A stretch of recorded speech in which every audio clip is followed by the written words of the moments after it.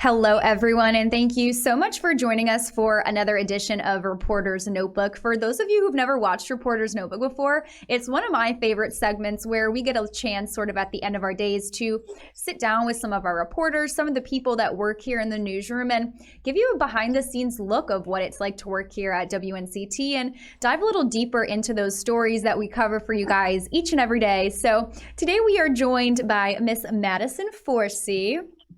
Hello. And as you can see, this is the life of a reporter. Madison, tell us where you are and what you're doing. Well, right now I'm in the back of my car. I apologize if it's loud because it looks like there are some motorcycles that are going by behind me. But this is a lot of the times, and this is a funny thing.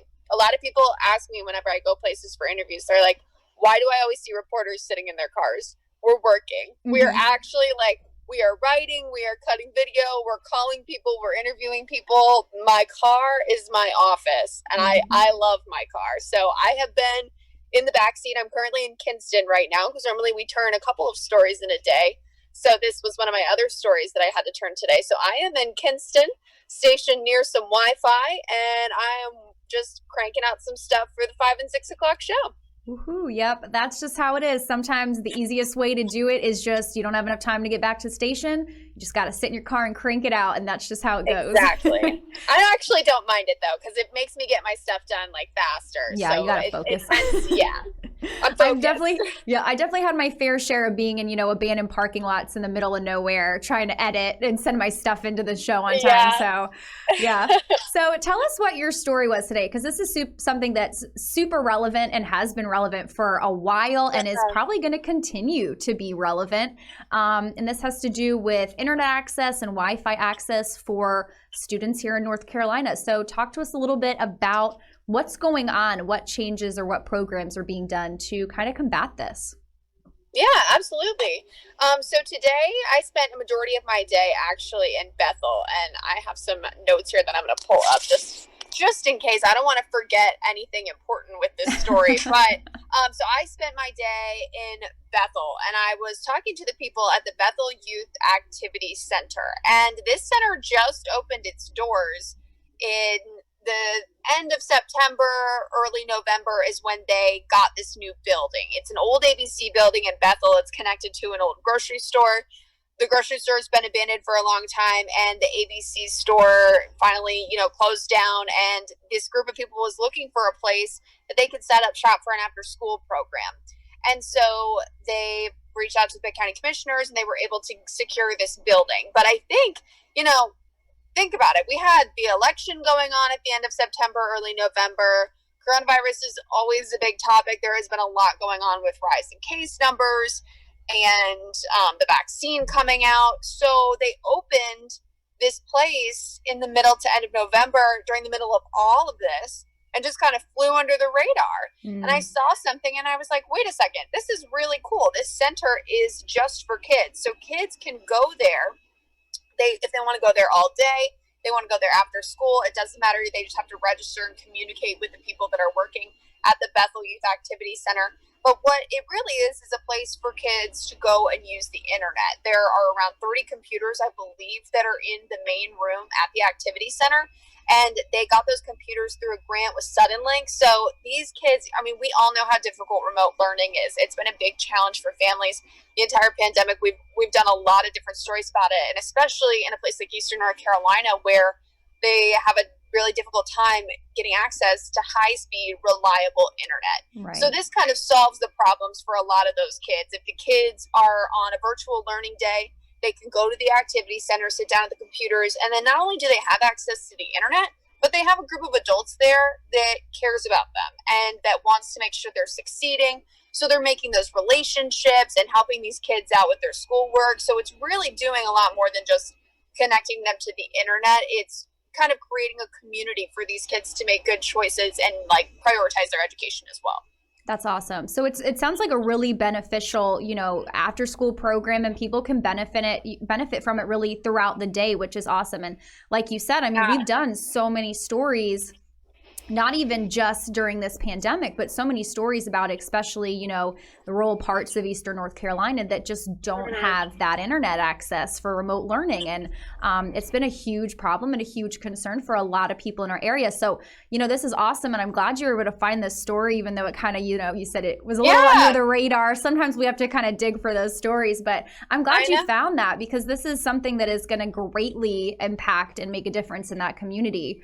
Well, that's the thing. I think one thing that should be clear is we're always looking for positive community impact stories. It's easy to get wrapped up in the headlines of election, coronavirus, whatever is at the top of all the newscasts. But like, there are very real, very impactful things happening in these communities. But one thing I forgot to mention that I do want to mention about the Bethel Youth Activity Center is it's not just about kids. Adults can go and use that center too.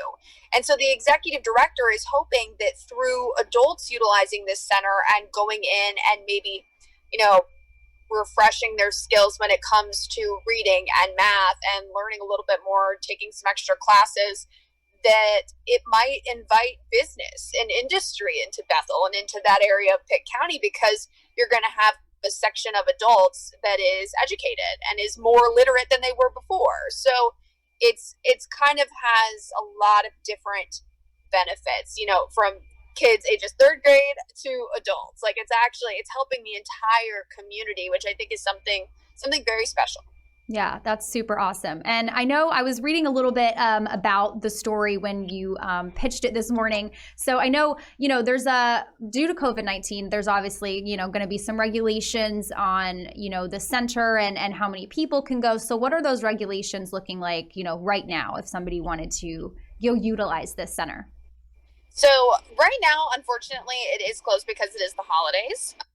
So they're kind of like following a little bit of a school schedule. But once things do open back up in 2021, they already have a lot of kids that are involved in the activity center. So if you do want to become a part of it, your child wants to become a part of it, you have to call. Just make sure you call first, because there is a registration process for kids if they're going to be going there on virtual learning days or after school, that kind of thing, and kind of just freshen up what their hours are. But for COVID-19 restrictions, there is a mask required at all times inside. I was there today, plenty of hand sanitizer, plenty of places to wash your hands. And the people that are supervising the kids while they're there during virtual learning days and after school, they're making sure that they're washing their hands and sanitizing them all the time. But a call ahead to see exactly what hours are available. Like if you're an adult trying to use the center, a call ahead is the best way to make sure that you're not going to overlap with kids, and to make sure that, you know, there's not too many people inside, because they are also following state guidelines on how many people are allowed to gather inside.